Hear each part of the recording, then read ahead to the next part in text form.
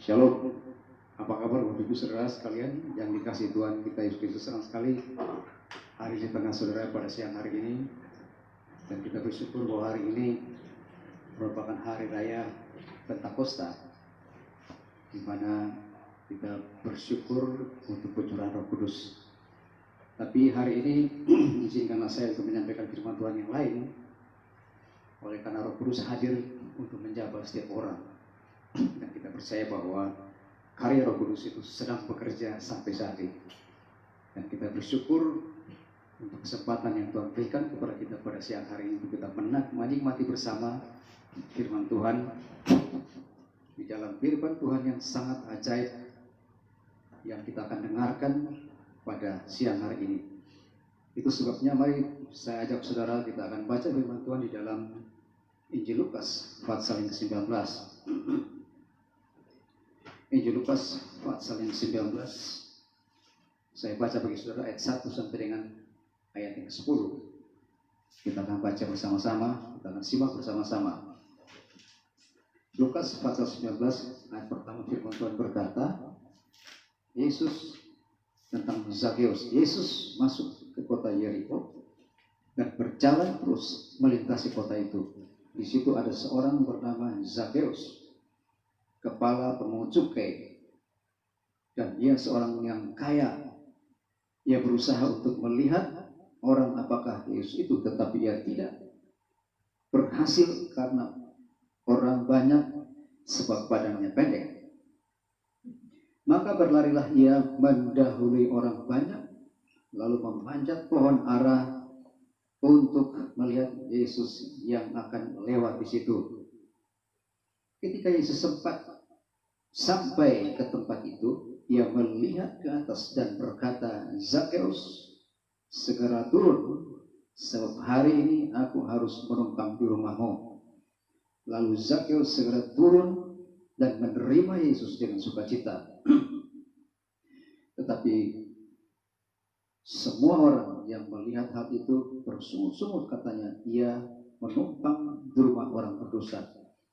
Tetapi Zakeus berdiri dan berkata kepada Tuhan, Tuhan, setengah dari milikku akan kuberikan kepada orang miskin, dan sekiranya ada sesuatu yang kuperas dari seseorang, akan kukembalikan 4 kali lipat. Kata Yesus kepadanya, hari ini telah terjadi keselamatan kepada rumah ini, karena orang ini pun anak Abraham. Sebab anak manusia datang untuk mencari dan menyelamatkan yang hilang. Demikian jawab firman Tuhan. Dan berbahagialah kita yang membaca dan merenungkan dalam kehidupan yang sehari-hari. Nah, Bapak Ibu Saudara yang dikasihi Tuhan Yesus Kristus, pada siang hari ini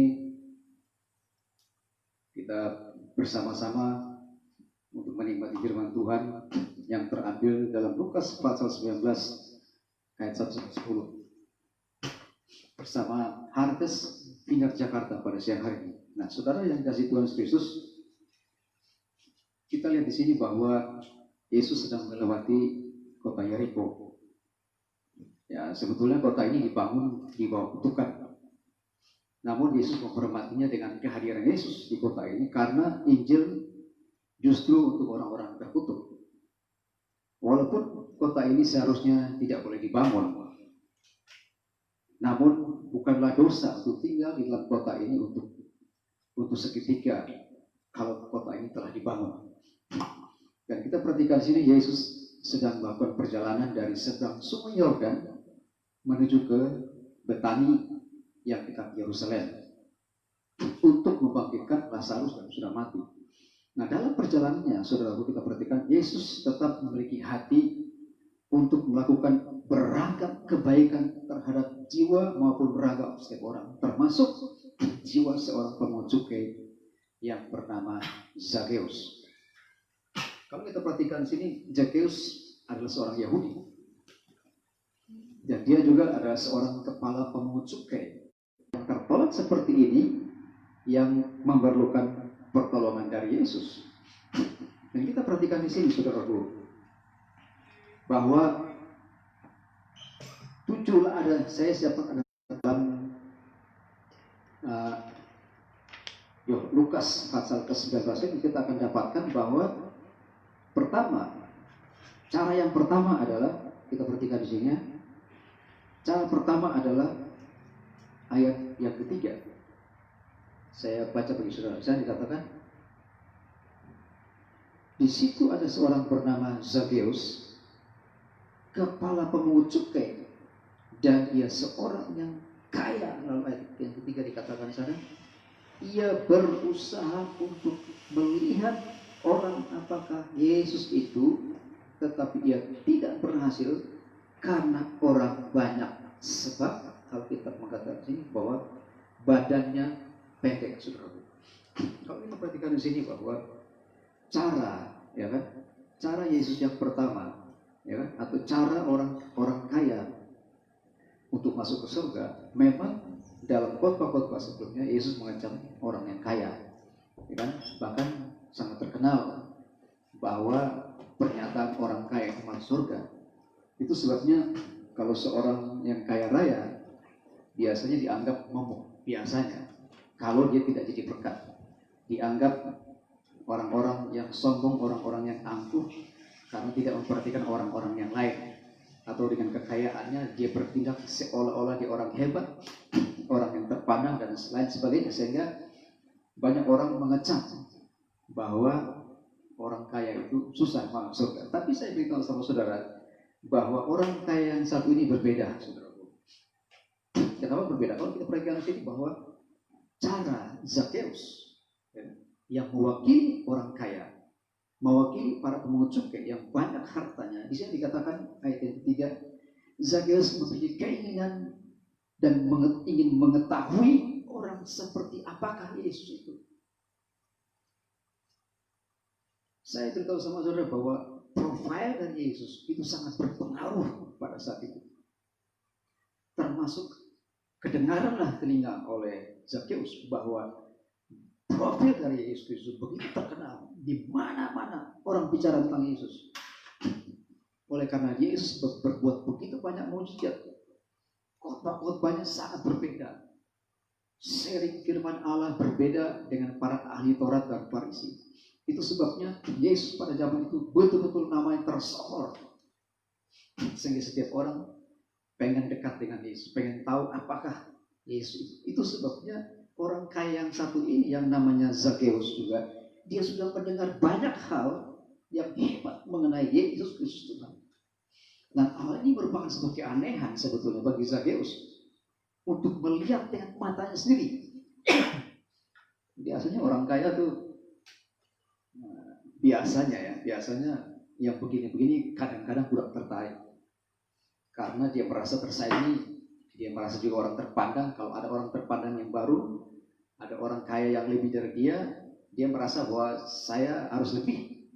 Nah itu sebabnya kalau ada yang tersohor seperti ini, biasanya orang kaya itu tidak mau pada umumnya. Tetapi pada saat ini kita perhatikan sini, Zakeus yang kaya raya ini justru dia ingin melihat dengan mata sendiri siapakah Yesus itu. Jadi saya beritahu sama saudara, cara yang pertama untuk seorang kaya mau masuk surga harus punya keinginan yang mendalam sama seperti Zakeus. Anda perhatikan sini, Zakeus punya keinginan, dia ingin mengetahui. Ini modal yang besar, saudara. Baik, kalau kita ingin mengetahui hal-hal kerajaan Allah, kita ingin mengetahui jalan ke surga, kita ingin mengetahui jalan keselamatan, kita harus punya keinginan yang kuat untuk melihat, bahkan untuk bertahu dengan siapakah Yesus. Itu sebabnya kalau kita perhatikan sini, si Zakeus yang kaya raya ini, ya, tapi dia badannya pendek, dia tidak peduli, dia berusaha, saudara. Dikatakan sini dia punya keinginan yang kuat. Kalau kita mau bertemu dengan Allah, memang harus kita punya keinginan yang kuat, saudara. Nah, kalau kita tidak punya keinginan, itu sama dengan kita meremehkan Tuhan, sama dengan kita tidak menghormati Tuhan. Tapi saya bersyukur ada contoh orang kaya yang begitu mulia hatinya. Dia punya keinginan untuk mengetahui lebih jauh tentang Yesus. Mari kita sebagai orang Kristen, kalau kita mau mengetahui lebih jauh tentang Yesus, mari kita punya keinginan yang kuat. untuk membaca, merenungkan firman Tuhan. Kita sudah dengar Yesus itu orang yang sangat hebat, yang diurapi oleh Tuhan. Pengajaran-pengajarannya berbeda yang diurapi dengan Tuhan. Dan kita perhatikan di sini bahwa oleh karena pengurapan yang hebat dalam diri Yesus berpengaruh tersohor namanya, sehingga orang kaya yang satu ini yang nama Zakheus ini, saudaraku, dia pengen tahu. Itu sebabnya cara pertama bagi orang kaya yang mau masuk surga, tidak ada cara yang lain. Orang kaya, orang miskin, siapapun kita, kalau kita mau mengetahui, ini merupakan modal besar. Mari kita bersama-sama sebagai orang Kristen, kita mesti mengetahui kebenaran. Kita mesti tahu siapa Yesus itu, supaya kita tidak diombang-ambingkan, kita tidak terpengaruh oleh angin-angin pengajaran yang akhir-akhir ini meresahkan banyak orang Kristen, membingungkan banyak orang Kristen. Oleh karena begitu tampil banyak orang yang seolah-olah berbicara atas nama Tuhan. Dan kita perhatikan sini, seorang kaya ini punya keinginan yang kuat untuk mengetahui siapakah Yesus itu sebenarnya. Mari kita sebagai orang Kristen, kita harus punya keinginan yang kuat untuk mengetahui pribadi Yesus seperti apa, pribadi yang anggun itu seperti apa, pribadi yang kita sembah sebagai Tuhan dan Raja itu seperti apa, supaya kita mengenal lebih dekat lagi. Nah itu hal yang pertama, cara yang pertama. Kalau orang kaya mau masuk surga, kalau enggak mau masuk surga ya enggak apa-apa. Ini bukan paksaan, ya, tapi contoh yang diberikan oleh Zakheus. Dia punya keinginan, orang kaya tapi punya keinginan untuk mengenal kebenaran. Banyak orang kaya tidak ingin mengenal kebenaran, ya, tapi ini contoh yang sangat luar biasa. Saudara, orang kaya raya terpandang, dihormati, punya kedudukan, punya posisi penting, ya, tapi dia punya kerinduan untuk mengenal, untuk mengetahui siapa pribadi Yesus itu yang sebenarnya. Itu cara yang pertama. Cara yang kedua, perhatikan, masih ayat yang ketiga. Jadi dikatakan, saya baca bagi saudara, ayat yang ketiga, ia berusaha untuk melihat orang apakah Yesus itu, saudaraku. Anda perhatikan, ia berusaha. Zakheus tidak sekedar punya kerinduan, Zakheus tidak sekedar punya keinginan yang kuat dalam dirinya, tetapi dia berusaha, saudaraku. Dia apa? Dia usahanya apa? Dia berlari. Dia berlari mendahului orang banyak, sebab badannya pendek. Karena badannya pendek, itu sebabnya dia menyadari kekurangannya, dia menyadari keadaannya, dia berusaha. Tidak ada halangan, tidak ada rentangan bagi dia, saudara. Dengan perkataan lain, Zakheus melupakan harga dirinya sendiri sebagai seorang kepala pemungut cukai dan berlari mendahului orang banyak. Dia berlari seperti anak kecil. Jadi saya membayangkan betapa lucunya si Zakheus. Badannya pendek karena dia ingin lihat Yesus. Dia berusaha dengan sekuat tenaga. Dia berlari, saudaraku. Kalau kita mau cari Tuhan, kalau kita mau tahu kebenaran Allah, tidak cukup hanya punya keinginan, saudaraku. Keinginan itu modal besar, tetapi keinginan itu harus dibarengi, harus dilanjutkan dengan cara yang kedua, yaitu berlari. Artinya mengeluarkan energi, artinya punya daya yang kuat untuk melakukan sesuatu, untuk mencari, berusaha dengan sungguh-sungguh untuk mengenal kebenaran itu, saudara. Nah, ini bagi orang Kristen, kadang-kadang kita terlena karena kita sudah percaya Yesus, kita pikir sudah cukup. Kita hanya punya keinginan. Keinginan itu baik. Keinginan itu datang dari Tuhan. Dan keinginan harus kita pelihara untuk merindukan Tuhan, merindukan Allah kita, untuk kita dekat dengan Allah. Tetapi kerinduan saja, keinginan saya tidak cukup, saudara. Kita mesti berusaha berlari, saudaraku.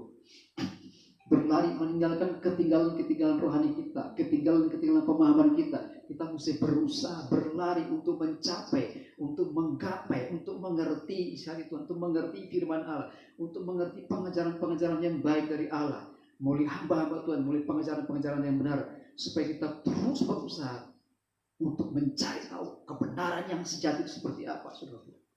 Dan kita perhatikan sini, Zakheus berlari itu, saudaraku, kalau kita perhatikan, kalau orang pendek berlari itu sangat lucu, apalagi badannya pasti besar, pasti badannya gemuk. Oleh karena dia banyak uang, banyak harta, apa saja bisa dibelinya. Dan kita perhatikan di sini, dia berlari, saudaraku. Kalau kita bisa menyorot seseorang sedang berlari, dia berlari, dia tidak peduli dengan lingkungan sekitarnya, dia tidak peduli apa kata orang, dia tidak peduli dengan status sosialnya sebagai seorang yang dihormati, dipandang di masyarakatnya, dia nggak peduli. Yang penting dia dalam hatinya, saya punya keinginan yang kuat dan saya harus berlari, harus bertemu. Saya punya target, saya adalah bertemu dengan Yesus. Saya punya target adalah melihat siapakah Yesus itu sebenarnya. Inilah yang harusnya menjadi sasaran orang Kristen. Orang Kristen tidak cukup dengan punya keinginan-keinginan, tapi sama seperti orang kaya ini, saudaraku. Dia berlari dengan katanya, dia berusaha, dia punya keinginan yang begitu kuat dan berusaha. Tidak kenal waktu, tidak kenal tempat, tidak kenal situasi apapun yang menekan dia. Tidak ada halangan bagi dia untuk mengenal siapakah Yesus itu. Sangat terbalik dengan banyak orang kaya sekarang yang tidak berusaha untuk mengenal kebenaran, justru melupakan kebenaran. Justru dengan kekayaannya, dengan orang yang terpandang, dengan posisinya, justru mereka banyak di antara mereka yang tidak mau mengenal kebenaran. Tetapi saya bersyukur ada contoh yang sangat baik untuk orang kaya, bahwa si Zakheus yang orang kaya terpandang ini, dia punya keinginan yang kuat dan dia berusaha sekuat tenaga dia berlari dengan sekuat tenaga. Untuk apa? Untuk menggapai cita-citanya. Untuk apa? Untuk melihat Yesus yang sebenarnya. Untuk apa? Untuk melihat target dia adalah dia mau mengetahui. Karena selama ini dia hanya mendengar kata orang, dia hanya melihat, mendengar Yesus membuat mujizat di mana-mana. Dia mendengar bahwa nama Yesus begitu tersohor di mana-mana. Dan dia mengetahui anak muda umur 30-an tahun bisa bikin mujizat. Anak muda umur 30 tahun namanya tersohor. Berbeda jauh dengan para ahli Taurat dan orang Farisi pada zaman itu. Cara pengajarannya, cara menyampaikan firman Allah, cara pendekatan kepada umat berbeda jauh. Itu sebabnya keinginan ini dibarengi dengan perbuatan yang lain. Dan langkah atau cara yang kedua yang dilakukan oleh Zakheus itu, dia berlari, saudaraku. Kita semua selalu sadar, kita semua banyak ketinggalan dalam pengetahuan firman Allah, ketinggalan dalam berbagai. Oleh karena itu, untuk mengejar ketinggalan kita, untuk mengejar target kita, secara khusus sama seperti Zakheus yang ingin mengenal Yesus, dia berlari tanpa lelah. Dia berlari apapun rintangan, apapun halangannya, nggak peduli. Ini prinsip orang yang luar biasa yang jadi contoh dan teladan untuk setiap orang Kristen, khususnya orang-orang kaya yang kebanyakan mereka dengan kekayaannya merasa diri hebat, merasa diri penting. Tetapi sama seperti Zakheus, merasa diri pentingnya dibuang jauh-jauh, saudara. Merasa terpandangnya dia buang jauh-jauh. Merasa diri orang punya posisi yang penting, dia buang jauh-jauh. Untuk apa? Hanya untuk melihat siapakah Yesus itu sebenarnya.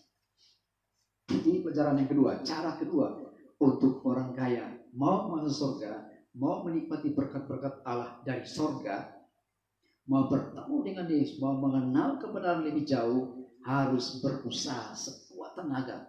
Untuk setiap orang Kristen, orang kaya, orang miskin, orang yang berada, orang yang berkecukupan, orang yang tidak cukup, orang apapun status sosial saudara dan saya, mari kita berlari untuk mengenal kebenaran. Mari kita berlari untuk mencapai target kita. Mari kita berusaha dengan sekuat tenaga kita untuk mengetahui lebih dekat lagi siapakah Yesus yang kita puja, yang kita sembah selama ini. Itu hal yang kedua, itu cara yang kedua. Cara yang ketiga, mari kita lihat ayat yang keempat. Saya baca bagi saudara, yang dikatakan, ia berusaha untuk melihat orang apakah Yesus itu, tapi tidak berhasil karena orang banyak, sebab badannya pendek. Ayat yang keempat yang dikatakan, maka berlarilah ia, saudaraku, ia mendahului orang banyak dan memanjat pohon ara untuk melihat, saudaraku.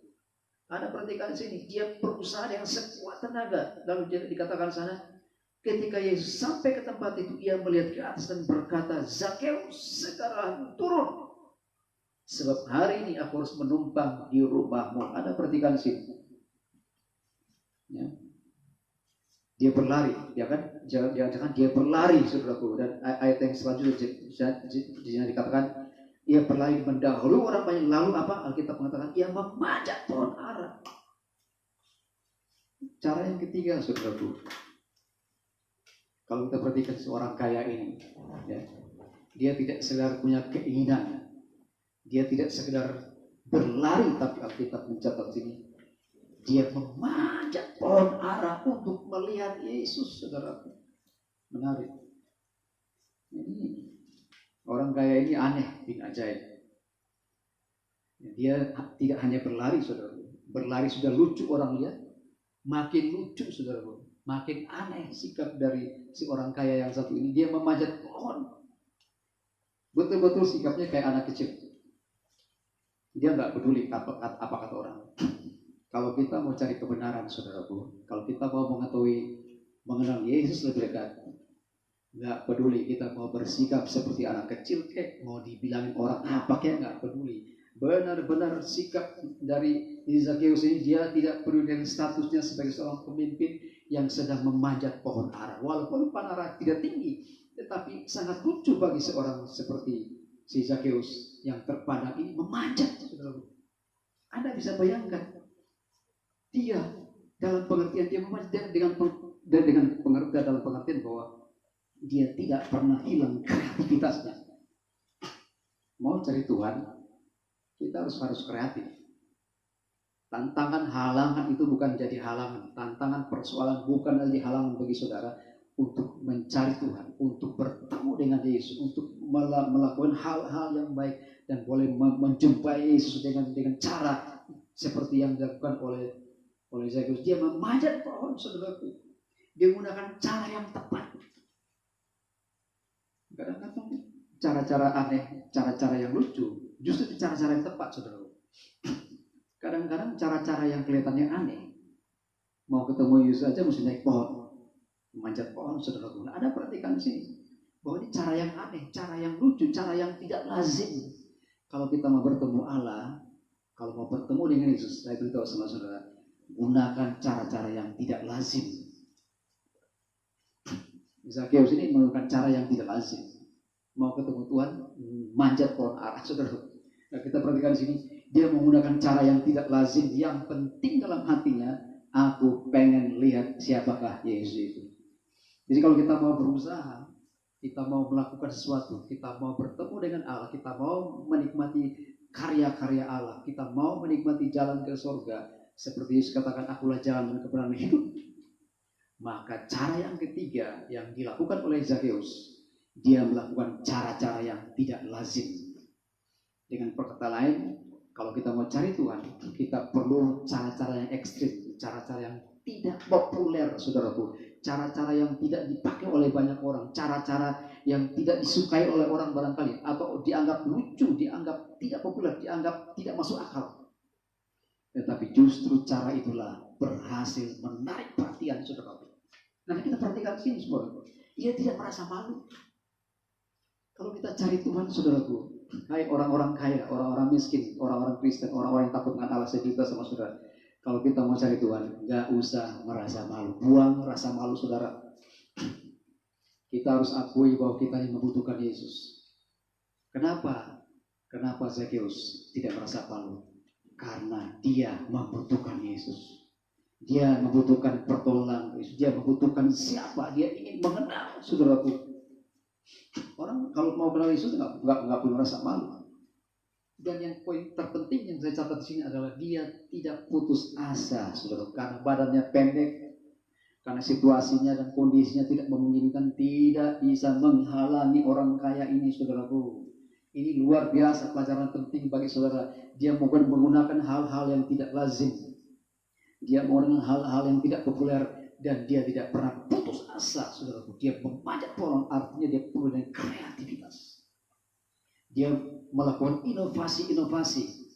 Inovasi-inovasi yang berinovatif, saudaraku. Dia melakukan hal-hal, langkah-langkah yang sangat luar biasa, yang sangat tidak dipakai orang, yang tidak pernah dipakai oleh orang. Justru si orang kaya ini pakai. Yang penting dalam hatinya, yang penting tekadnya adalah mengenal, bertemu, melihat siapakah Yesus itu. Ini itu yang kita perhatikan. Jadi dalam mencari Tuhan, saya berkata sama saudara, jangan merasa malu.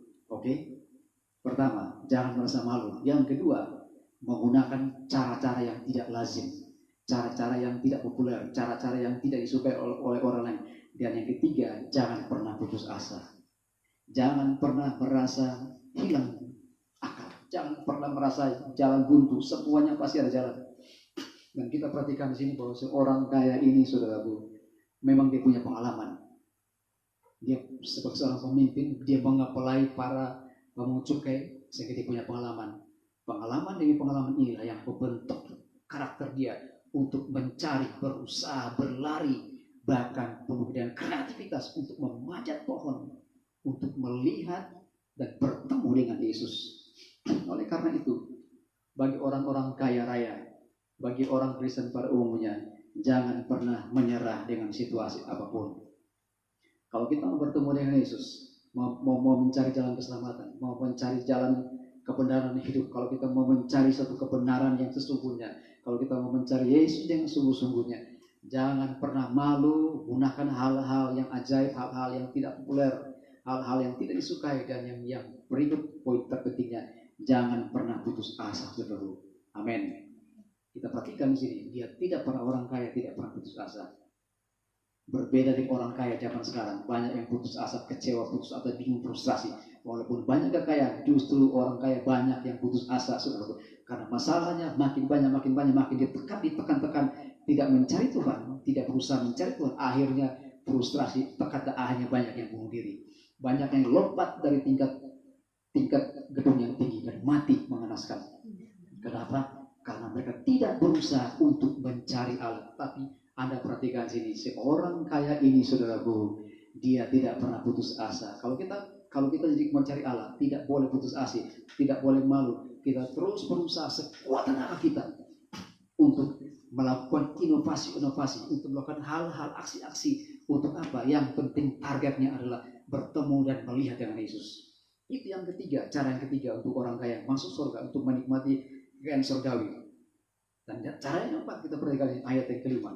Saya baca bagi saudara. Jangan dikatakan ayat yang kelima, kita perhatikan sana. Ketika Yesus sampai ke tempat itu, Anda perhatikan, ketika Yesus sampai ke tempat itu, ia melihat ke atas dan berkata, Zakeus, segera turun, sebab hari ini aku harus menumpang di rumahmu. Anda lihat cara yang keempat. Cara yang keempat, saudara, kita perhatikan. Zakeus, karena pertama, dia punya keinginan. Yang kedua, dia berusaha, saudara, berlari dengan sekuat tenaga. Dan yang ketiga, dia punya penuh dengan kreativitas untuk mencari Tuhan. Maka cara keempat, respon Yesus. Perhatikan, Yesus merespon Zakeus. Zakeus mendapat respon dari Yesus dan dia bilang, segeralah turun. Cara yang keempat, kita lihat sini. Segala usaha dan upaya selalu ada hasilnya direspon oleh Yesus. Tuhan selalu melihat hati saudara dan saya. Tuhan selalu melihat kerinduan saudara dan saya. Tuhan selalu melihat aktivitas saudara. Tuhan selalu melihat usaha saudara. Tuhan selalu melihat kreativitas saudara untuk mencari Tuhan. Dan Anda perhatikan sini adalah cara yang keempat. Zakeus segera turun, saudaraku. Kenapa? Dia merespon panggilan Tuhan. Ketika Tuhan berkata kepada dia, Zakeus turun, reaksi dia turun, saudaraku. Jangan kita khawatir dengan segala daya upaya yang kita sudah korbankan selama ini, yang telah kita lakukan selama ini. Semuanya ada waktunya Tuhan. Makanya ada lagu indah pada waktunya, saudaraku. Pengkhotbah katakan semua itu indah pada waktunya. Tuhan itu adil, Tuhan itu mengatur segala sesuatu. Kalau kita berusaha dengan sekuat tenaga, kita penuh dengan kesabaran, tidak putus asa, kita tidak kecewa, tidak frustrasi, kita bingung, terus mencari Tuhan, maka waktu yang tepat Tuhan merespon. Dan Tuhan katakan, Zakeus turun. Anda perhatikan sini, saudaraku. Zakeus sangat kagetnya luar biasa. Zakeus tidak pernah terpikirkan sebelumnya. Tadi malam gak mimpi, saudaraku. Zakeus gak mimpi semalam untuk ketemu dengan Yesus. Justru Zakeus sangat kaget dan tidak pernah memikirkan sebelumnya bahwa Yesus sedang memperhatikan dia. Saudara lihat di sini. Yesus memperhatikan. Yesus tahu usaha. Yesus lihat kerinduan hati. Yesus lihat usaha dari Zakeus. Yesus lihat bagaimana kreativitas dari Zakeus. Dan Yesus memperhatikan langkah-langkahnya, saudaraku. Bagi kita orang yang percaya, saya beritahu sama saudara bahwa Tuhan juga memperhatikan apa yang saudara lakukan, saudaraku. Ini merupakan satu kehormatan besar bagi Zakeus yang jauh dari harapan dia. Dia tidak pernah pikirkan sebelumnya, dia tidak pernah merekayasa, dia tidak pernah membayangkan sebetulnya sebelumnya. Dia hanya punya keinginan untuk bertemu. Anda perhatikan sini. Dia hanya punya keinginan untuk bertemu, oleh karena dia mendengar begitu hebatnya siapakah Yesus yang telah melakukan banyak hal, banyak mukjizat. Dia hanya punya keinginan untuk bertemu, tetapi Tuhan menjawab dia melebihi apa yang dia bayangkan, saudara. Anda lihat sini, ya? Yesus mendahului bertindak dan melampaui harapan-harapan dari Zakeus sebelumnya. Inilah Allah kita, saudara. Allah kita bertindak melampaui apa yang kita pikirkan, saudaraku. Tuhan kita memikirkan melampaui apa yang kita inginkan, saudaraku. Anda perhatikan sini. Yesus membesarkan hati Zakeus maksudnya, yang memang memiliki niat untuk mengenal Yesus. Kalau kita punya keinginan yang baik untuk melakukan hal-hal yang baik, saya beritahu sama saudara, Tuhan menghormati keinginan saudara. Tuhan menghormati niat hati saudara untuk bertemu dengan Dia. Nah, anak perhatikan sini. Yesus memanggil nama Zakeus. Kenapa Yesus memanggil nama Zakeus? Tepat seperti namanya. Saya beritahu sama saudara, kalau Allah memanggil saudara tidak pernah salah dan keliru. Dia tahu nama saudara dan saya. Bahkan Alkitab mengatakan sejak dalam kandungan Tuhan sudah mengenal siapa kita. Inilah Allah kita yang ajaib. Yesus kita yang ajaib. Dia mengenal secara pribadi Zakeus. Apakah dia tahu sebetulnya Zakeus? Barangkali dia tahu, tetapi lebih tepat Alkitab mencatat sini, dia memanggil Zakeus, Zakeus turun, saudaraku. Artinya apa, saudaraku? Yesus selalu memberikan pengharapan kepada Zakeus. Yesus betul-betul memanggil nama Zakeus karena Yesus mengenal secara dekat, saudaraku. Siapapun kita, apapun yang kita alami, Yesus mengenal nama kita secara pribadi, saudara. Dan perhatikan di sini, saudara. Yesus memanggil nama dia pribadi. Ini pribadi. Ini bukan dia bilang, hoi. Dia tidak memanggil, hei kamu sini. Dia bilang, Zakeus. Inilah yang mengagetkan dari Zakeus. Zakeus tidak pernah membayangkan. Dia hanya punya kerinduan. Tapi sekarang dia bertemu langsung dengan Yesus. Dan Yesus memanggil nama dia secara pribadi. Luar biasa, saudaraku. Artinya apa? Yesus sudah kenal.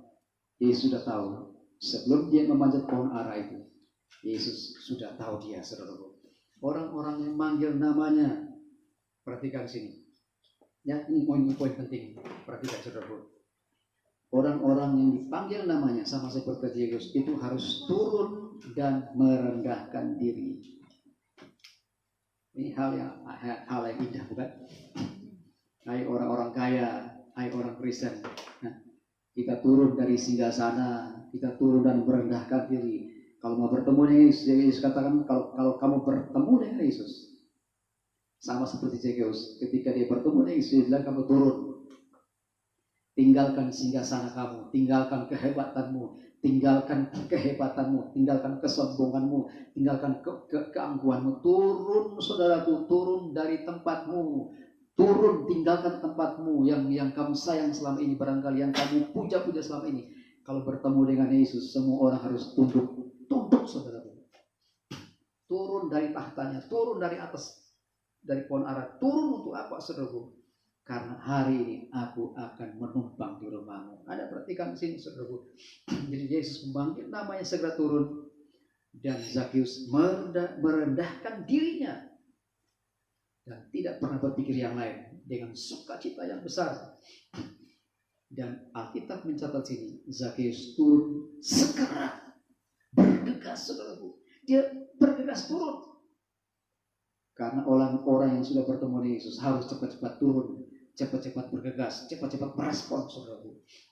Kalau saudara lambat-lambat merespon, saya beritahu sama orang-orang kaya, orang-orang Kristen pada umumnya, Kalau kita bertemu dengan Yesus, segera merespon panggilannya. Ketika dia memanggil kita untuk datang kepada dia, ketika kita mendengar suara untuk memanggil datang kembali kepada dia, segera turun, segera respon, bergegas. Alkitab mencatat dia bergegas turun. Dan yang terpenting di sini, Zakheus tidak pernah ragu, saudaraku. Dia bergegas turun dan menyambut Yesus sebagai tamu di rumahnya. Waduh, luar biasa. Ini saya kagum dengan orang kaya, saudaraku.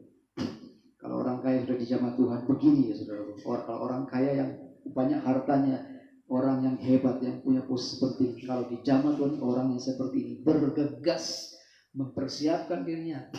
Langsung dia panggil anak buahnya, barangkali dalam rumah yang besar itu dipanggil anak buah, kamu siapkan nih, siapkan semuanya. Dia perintahkan anak buahnya untuk mempersiapkan karena ada tamu istimewa yang akan datang ke tempat saya.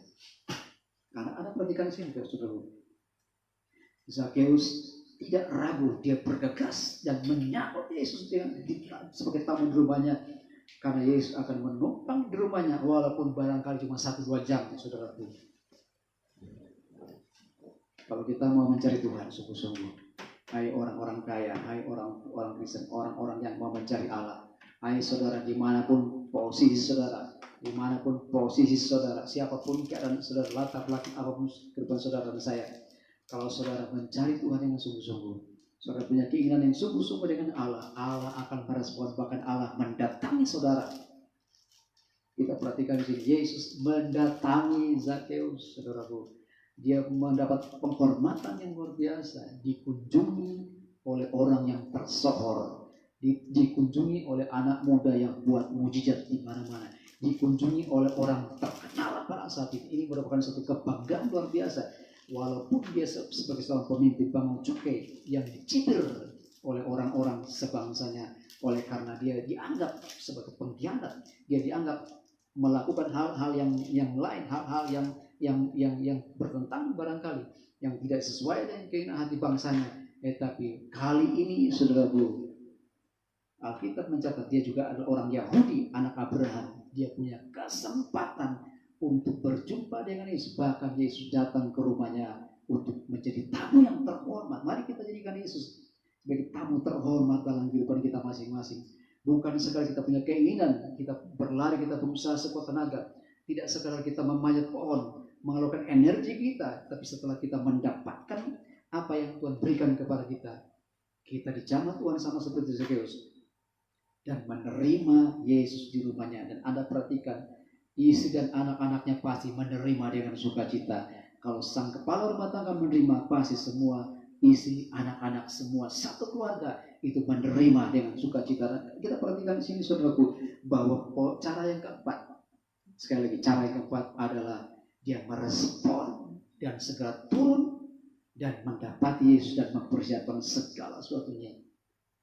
Bagi saudara yang kaya raya, yang punya kelebihan secara ekonomi, mari kita merespon seperti ini. Ini orang kaya yang menjadi contoh teladan yang sangat saya kagumi dalam Alkitab ini. Dia merupakan salah satu orang kaya yang merespon panggilan Tuhan. Dan cara yang kelima, saudaraku, ayat yang ke-6, saya baca bagi saudara. Saya dikatakan, ayat yang ke-6, saya dikatakan, lalu Zakheus turun dan menerima Yesus dengan apa? Dengan sukacita. Yang kelima, kita perhatikan sini. Zakheus turun dari atas pohon dan menerima Yesus Kristus Tuhan. Wah, luar biasa. Menerima Yesus Kristus. Setiap orang yang bertemu dengan Yesus selalu menyambut Yesus dengan sukacita, dengan tangan terbuka. Kemanapun Yesus pergi, semua orang akan berespon dengan tangan terbuka, kecuali orang-orang yang membenci dia. Dan Yesus mendapat kehormatan bertemu dengan Zakheus, bahkan dilayani sebagai tamu yang terhormat. Artinya apa? Yesus kalau sudah membuka hati orang itu akan mencondong untuk memuja dia. Orang itu akan condong hatinya untuk bersuka cita dengan dia. Saudaraku, Yesus memandang Zakheus dengan tatapan mata yang penuh kasih, saudaraku. Walaupun dia seorang pemungut cukai yang tidak disukai oleh bangsanya sendiri, tetapi di mata Yesus. Orang-orang yang tertolak di bangsanya sendiri, orang-orang yang dianggap najis, kotor oleh karena barangkali dalam prakteknya dia mengambil pajak berlebihan untuk kepentingan dirinya. Tapi saya beritahu sama saudara, justru orang-orang tertolak seperti ini, orang-orang dianggap najis, orang-orang yang dianggap kotor, justru Tuhan datang untuk melawat orang-orang seperti ini, melawat dia dan keluarganya, saudaraku. Kenapa? Karena Zakeus mau menerima. Kalau kita mau dilawat oleh Tuhan, cara yang kelima, kita menerima dia di rumah kita masing-masing. Dan kita perhatikan di sini, orang-orang yang dipanggil dengan namanya turun dan merendahkan diri dan tidak pernah berpikir apapun, yang penting datang ke rumah saya. Zakeus sangat bersuka cita oleh karena apa? Yesus datang ke rumahnya, saudaraku. Zakeus tidak pernah ragu oleh karena dia menyambut Yesus sebagai tamu yang terhormat, bahkan menumpang di rumahnya. Ini hal yang indah, saudaraku. Mari saudaraku, kita buka hati untuk terima Tuhan Yesus sebagai juru selamat. Dan ketika kita menerima dia, saya beritahu sama saudara, jaminannya adalah sukacita dari Tuhan kita Yesus Kristus. Sama seperti yang tidak sama seperti yang dunia berikan kepada saudara dan saya. Sukacita yang diberikan, sukacita yang berdimensi kekal, saudaraku. Sukacita yang berdimensi kerajaan Allah, sukacita yang luar biasa, yang meluap-luap, saudaraku. Anda bayangkan si orang kaya ini punya banyak uang, dia sudah bersenang, dia bersukacita, tapi sukacita kali ini, sukacita yang dialami oleh Zakeus, sukacita lahir dan batin, saudaraku. Ini, saudaraku, ini yang dicari orang-orang kaya sampai saat ini. Banyak orang kaya hanya bersukacita secara lahiriah saja, tetapi batin mereka merana. Itu sebabnya kita lihat di sini orang kaya ini, Tuhan, mengalami perubahan yang luar biasa, dijamah oleh Tuhan oleh karena dia menerima Yesus di rumahnya, dan dia mengalami kepuasan batinnya, kepuasan jiwanya, saudaraku. Sukacita dari dalam hatinya, saudaraku. Sukacita yang lahir oleh karena dia dijamah oleh Tuhan. Dan Yesus menumpang di rumahnya untuk beberapa jam kemudian. Anda bayangkan, saudara, itu sebetulnya bagi orang Kristen. Setiap orang-orang kaya, siapapun posisi saudara, siapapun saudara dan saya, mari kita datang, buka hati kita, buka rumah kita untuk Yesus datang, dan kita mengundang Yesus sebagai tamu yang terhormat kita, dan kita melayani dia. Dan saatnya ketika kita melayani dia, saat kita membuka pintu rumah kita membuka pintu hati kita, dan mengizinkan dia masuk ke rumah kita, maka sukacita yang berdimensi kekekalan itu akan kita nikmati, akan kita dapatkan sama seperti orang kaya yang si Zakeus ini. Dia menerima sukacita yang kekal, saudaraku, yang selama ini dia hanya menerima sukacita secara lahiriah, tetapi kali ini dia menerima sukacita secara batinnya, secara jiwanya, saudara, terisi dengan sukacita yang luar biasa. Itu yang cara yang kelima. Cara yang keenam, kita perhatikan sini, ayat yang keenam. Saya masih baca bagi saudara. Di sana dikatakan, lalu Zakeus segera turun menerima Yesus dengan sukacita, saudaraku. Kita perhatikan sini, saudaraku. Ya, itu yang keenam. Dan yang ketujuh, maaf saya, yang ketujuh, yang terakhir kita perhatikan ayat yang ke-8. Saya baca bagi saudara. Saya kata, tetapi Zakeus berdiri dan berkata kepada Tuhan, Tuhan, setengah dari milikku akan kuberikan kepada setengah dari milikku akan kuberikan kepada orang miskin, dan sekiranya ada sesuatu yang kuperas dari seorang akan kukembalikan 4 kali lipat. Cara yang ketujuh, saudaraku, ketika kita menerima Yesus, dan cara yang keenam, dia menerima dengan sukacita. Sambutan dari Zakeus yang luar biasa, dia menerima sukacita dalam hatinya, dalam hidupnya, saudaraku. Anda perhatikan di sini, saudaraku, ketika dia buka hati dan menerima sukacita yang luar biasa. Dengan perkataan lain, cara yang keenam, ketika dia menerima Yesus dan dengan sukacita, maka akibatnya Anda perhatikan, ada akibatnya, ada hasilnya ketika Yesus masuk dalam hidup saudara. Ketika Yesus masuk ke rumah Zakeus, ketika Yesus menghampiri rumah Zakeus, dan ketika Yesus masuk dan dilayani sebagai tamu yang terhormat dalam keluarga, dalam rumah tangga dari Zakeus, apa yang terjadi, saudara? Yang ketujuh, cara yang ketujuh, Zakeus menyadari perbuatan dosanya. Artinya dia mengalami perubahan total, saudara. Orang yang bertemu dengan Yesus mengalami perubahan 180 derajat. Orang yang berjumpa dengan Yesus, orang yang menerima Yesus dalam rumahnya, orang yang buka hatinya, dia mengalami perubahan secara drastis luar biasa. Dia menyadari dosanya, dia bilang begini, dia menyesal, saudaraku, benar-benar bertobat. Orang yang bertemu dengan Yesus, mengundang Yesus masuk ke rumahnya, dan sukacita dia nikmati oleh karena Yesus hadir di rumahnya. Orang ini Alkitab mencatat dia menyesal dan benar-benar bertobat, saudaraku. Ia membuktikan ketulusan iman dan pertobatan. Jadi kalau cara yang ketujuh merupakan hasil 1, 2, 3, 4, 5, 6 menghasilkan cara yang ketujuh. Dia menyadari cara yang ketujuh. Saudara orang kaya, orang Kristen, siapapun saudara mau surga. Cara yang ketujuh yang terakhir, saudara menyadari keberdosaan saudara. Saudara menyadari kesalahan saudara. Saudara menyadari kehidupan saudara yang tidak berkenan kepada Allah. Dan ia menyesal. Alkitab mencatat dia menyesal. Dan dia bertobat sungguh-sungguh. Dia berdiri. Alkitab mencatat dia berdiri, saudaraku. Dan membuat pernyataan. Supaya dilihat dan didengar oleh orang banyak. Dia mengungkapkan suatu dengan sungguh-sungguh di hadapan Allah dan manusia. Ia memperlihatkan suatu perubahan yang sangat signifikan, sangat drastis. Dan tekadnya untuk bertobat sungguh-sungguh. Dan dia katakan, ia melakukan kebaikan kepada orang miskin dengan memberi setengah hartanya. Anda lihat, bayangkan, dia memberi setengah harganya, saudara. Kalau zaman dahulu, orang Yahudi mengatakan lebih pantas 1/5, 1/5 dari hasilnya per tahun itu diberikan untuk kemanusiaan, diberikan kepada orang-orang miskin. Itu 1/5. Itu konsep orang Yahudi untuk memberi untuk hal-hal yang bersifat kemanusiaan, memberikan kepada orang-orang miskin. 1 tahun itu dari hasilnya, penghasilannya 1/5. Tapi Anda bayangkan orang yang sudah bertemu dengan Yesus, orang yang sudah berjumpa dengan Yesus, orang yang sudah menerima Yesus Tuhan, itu perubahannya sangat luar biasa. Dia bilang, aku nggak berikan 1/5, saudaraku. Orang Yahudi kasih 1/5 persembahannya kepada orang miskin.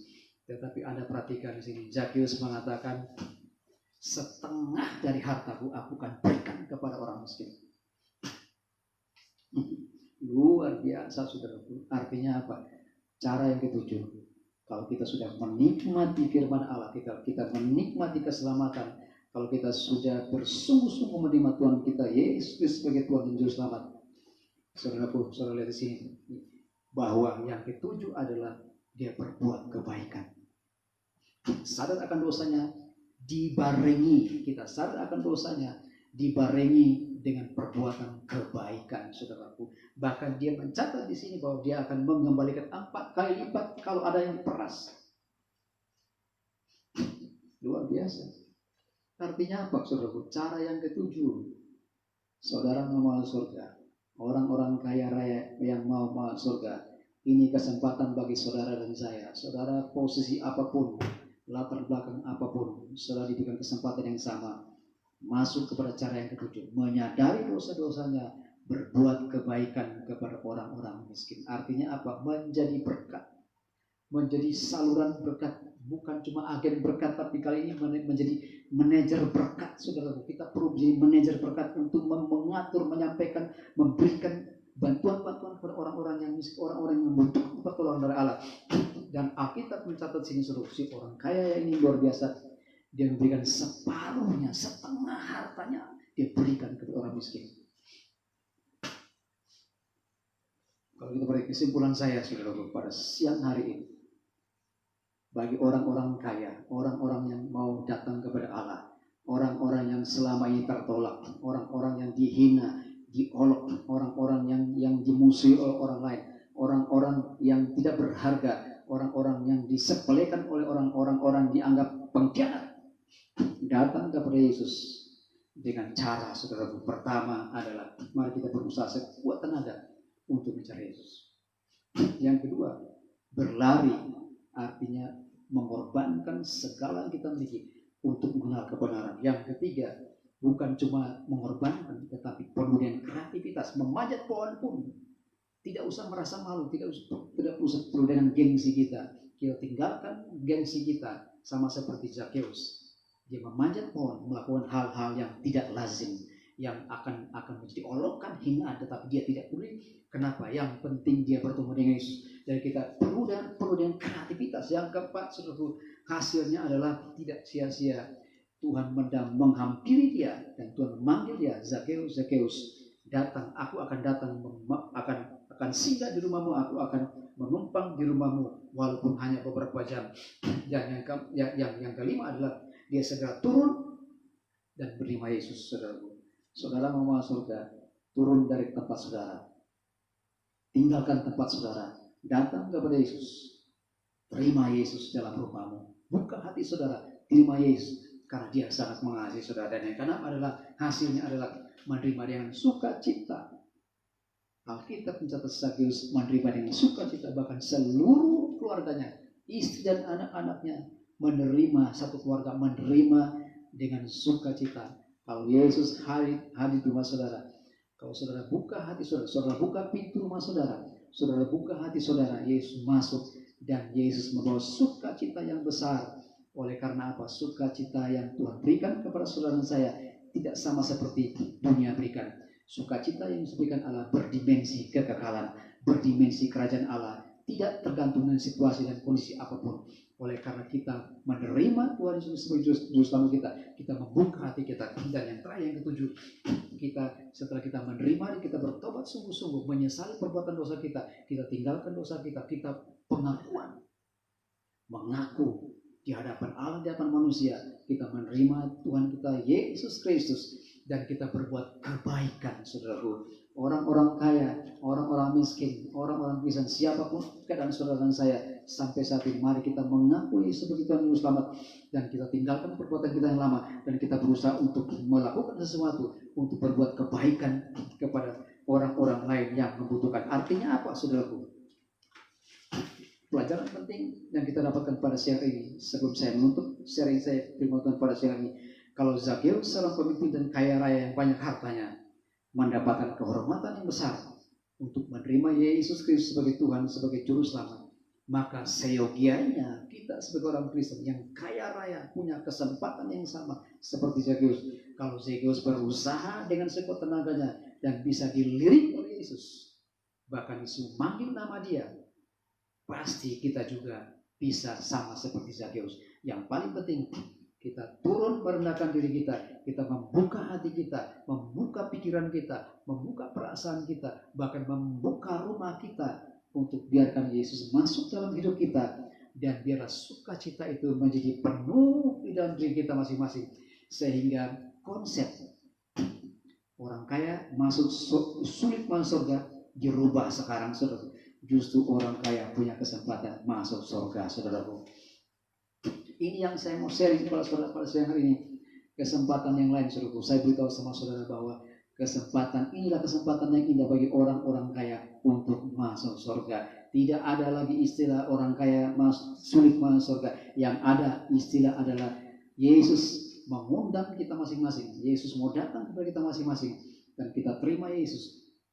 Dan biarlah kita boleh menikmati sukacita yang besar. Akhirnya orang-orang kaya pun masuk surga semuanya. Haleluya. Tuhan Yesus memberkati saudara dan saya.